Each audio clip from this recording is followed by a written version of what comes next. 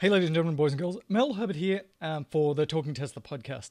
A number of people overseas and even people here in the States don't have a configurator yet that they can play with and ask that I create a quick video showing you the different costs for the different versions of the Model 3. So this is Model 3 we're talking about. So let's first go through and configure the cheapest possible Model 3 right now, and then we'll go through and we'll configure the most expensive Model 3. So here we go. Your base is a range right now of 310 miles. Remember that the smaller battery version is not yet available. Not yet available, so we're just going with a rear wheel standard configuration, and that's $49,000. And if you go to the next thing, which is the exterior, you just have to get black because everything else costs a bit more money, and it's $1,500 or more to do red or the pearl white. So we're just going to go with standard black. And then we've got the standard wheels there. Let me go back here. Standard aero wheels. We're going to go with those. They're the cheapest and they actually get the best range.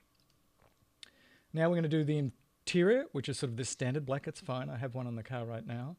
And then we're going to not have autopilot. We're going to do no self-driving. And the cost before savings is going to be $49,000. Now these savings in here are sort of federal sort of rebates and state rebates and you know what you're going to save on fueling up your car kind of stuff. So there's a little bit of weakness in here because maybe you're not going to get the federal incentive, maybe you're not going to get the state incentive. So let's just talk about this number before savings. So that's the cheapest Model 3 you can get right now. Early next year, we're told you're going to get about a $35,000 version if you get the small battery and none of the bells and whistles. So let's go back then and do the fun thing, which is configure the most expensive version of this car. And if you don't know, take a guess at how expensive this is going to be. So you can get the dual motor version for an extra $4,000. But what's interesting to me about this is the dual motor version in the other cars, in the S and the X, increase your range substantially. And this supposedly does not. I bet you it does, but they're just not going to report that to the EPA. They have that choice. They can underreport, they can't overreport. It goes a bit faster. You get from 5.1 seconds, 0 to 60, sorry. You can now do it in 4.5. Top speed, a little bit faster, 5 miles an hour.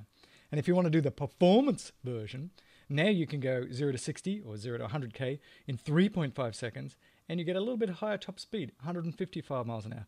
This is not quite as good as an S that's been sort of loaded up, but it's ridiculously fast. And look at this range, doesn't change on any of this, whether it's the rear, the dual, or the performance. Okay, is this extra performance worth what is now going from $49,000 to $64,000, $15,000 difference to go fasty fast? Is it worth it to you? Don't know. It's not worth it to me. And the color options are the same, so the base is 0, and then the more expensive ones, the white and the red, are $1,500 more. So let's turn this thing into red, and let's choose the performance upgrade over here, which is the 20-inch wheels, the carbon fiber spoiler, the aluminum alloy pedals, and you've increased your top speed to 155.